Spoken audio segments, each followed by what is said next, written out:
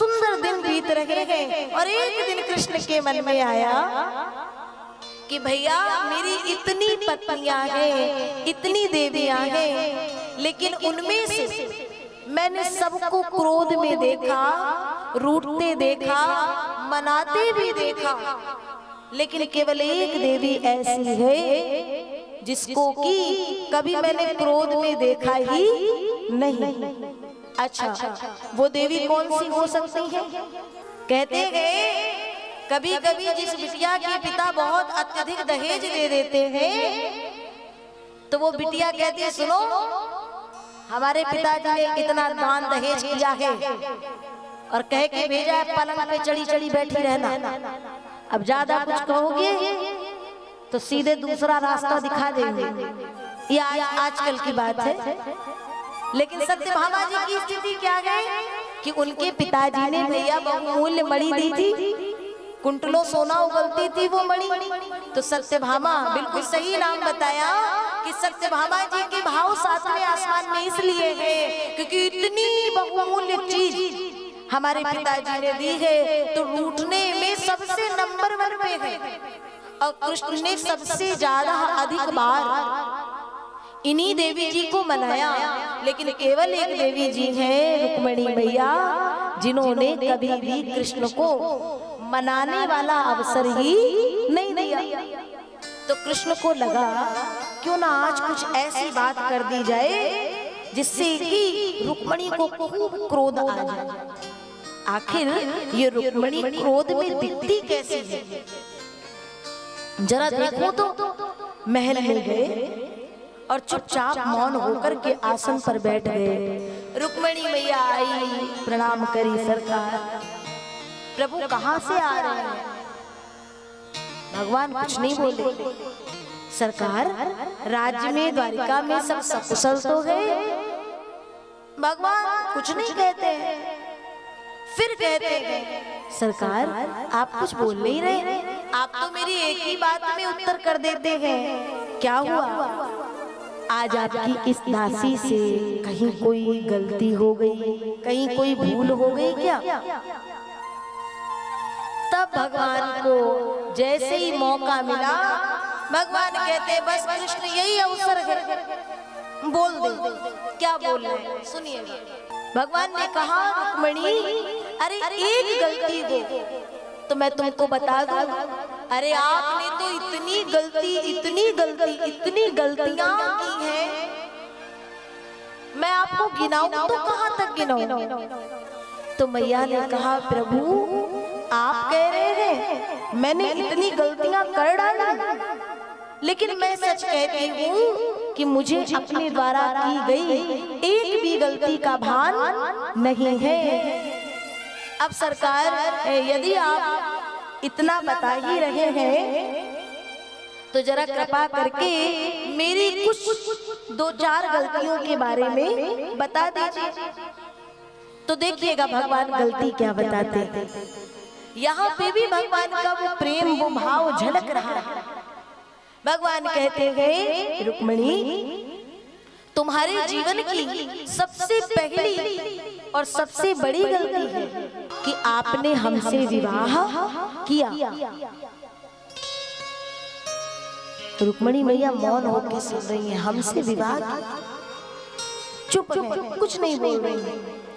तो सरकार अगर अभी भी समय है, आप अपनी गलती को सुधारना चाहें तो सुधार सकती है। आप कहेंगी कि आप सरकार बहुत बलशाली हैं, इसलिए मैंने आपसे विवाह किया। तो मैं काहे का बलशाली, काहे का शक्तिशाली? अनेकानेक राजाओं के भय से, डर से समुद्र की शरण लेकर के समुद्र के भीतर निवास करता हूँ, तो मैं बलशाली तो नहीं। फिर आप एक राजा की कन्या हैं, राजपुत्री सीता भूपई लोकपाल विभूति भी। आप एक राजा की कन्या हैं, और राजा की कन्या कौन होती है? राजकुमारी। तो राजकुमारी का ब्याह किससे होना चाहिए? राजकुमार से। तो भगवान ने कहा कि धोखे में मत रहना कि आप कह दो कि प्रभु आप भी तो राजा हो। राजा तो वो होता है जिसको सभी जन मिलकर के एक साथ राजा घोषित करें। और यहाँ तो मैं सबके भय से डर करके अपने आप गद्दी पर बैठा काय का राजा। इतना सब कहने के बाद भी रुक्मिणी जी के मुखमंडल में तो कोई भी प्रभाव नहीं पड़ा।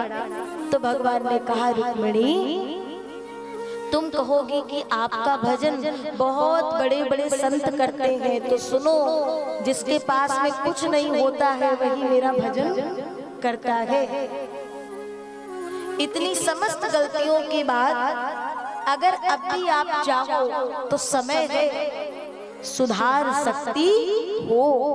आपके भैया रुक्मी वो शिशुपाल से आपका ब्याह करा रहे थे, कहो तो अभी भी मैं आपका उसी शिशुपाल से गोविंदाय नमो नमः करा दूं। तो क्या हुआ पता है, रुक्मिणी मैया को क्रोध नहीं आया, रूठी नहीं, अभी तो रुक्मिणी मैया तो धड़ाम से पृथ्वी पर गिर गई, मूर्छित हो गई, बेहोश हो गई। भगवान ने देखा तो जल का छिड़काव किए, होश आया तो क्षमा मांगते हुए कहते, रुक्मिणी मेरा ऐसा भाव नहीं था, मैं तो तुमको रूठते हुए देखना चाहता था, थोड़ा क्रोध की वो भाव भंगिमा कैसे होगी वो देखना चाहता था, मुझे क्षमा करना रुक्मिणी। तो रुक्मिणी जी कहती है, नहीं नहीं प्रभु, आपने जितनी बातें कही हैं उनमें से कुछ भी गलत नहीं। सबसे पहली बात आपने कहा मैंने आपसे ब्याह करके गलती करी है, और अगर ये गलती है तो मैं कहना चाहूंगी जगत की संसार की हर स्त्री अपने जन्म में ये गलती अवश्य करे, अगर ये गलती है तो। और सरकार ये तो आपकी कृपा है, कहा आप प्रकृति से परे परम पुरुष परमात्मा, और कहा मैं प्रकृति में आबाद एक साधारण सी नारी।